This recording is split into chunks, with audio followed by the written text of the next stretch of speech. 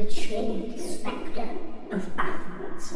In the Greek city of Athens, there was a large and beautiful house, but it was shunned by everyone who lived nearby. The rent was impossibly low, but nobody dared to live there because it had a terrible reputation. It was haunted. The previous residents had fled in terror, driven out by a horrifying series of events. In the dead of night, a noise would begin, the clanking of iron, which, if listened to closely, sounded like the dragging of heavy chains and manacles. At first, the noise was different and distant, but gradually it would approach, moving closer and closer to the bedrooms. Immediately afterward, a terrifying phantom would appear, an old man, filthy and emaciated, with a long, unkempt beard and matted hair. The chains that made a terrible noise bound his ankles and wrists. The sight and sound of the spectre was so dreadful that the residents passed the night in perpetual waking fear. The lack of sleep and the constant chilling terror drove them into madness, sickness, and eventually death.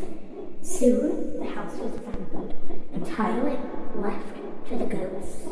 The house stood deserted until the arrival of the great stoic philosopher Athens.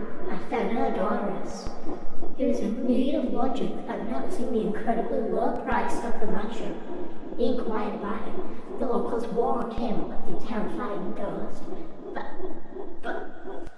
but Athens, a man of logic and reason, was intrigued rather than deterred. He promptly rented the house. On the first night, he ordered his couch to be set up in the front room, along with his writing tablets and lamp.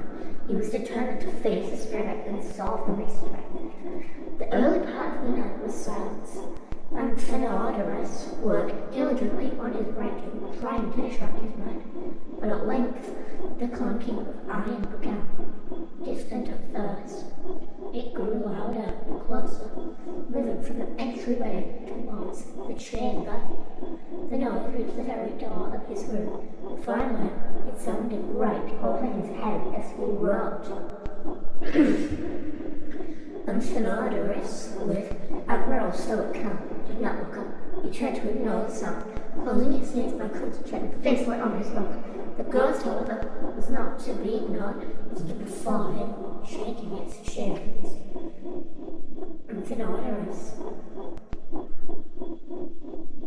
looked up and saw the terrifying figure. He calmly raised his hand to signal it to wait, then returned to his writing.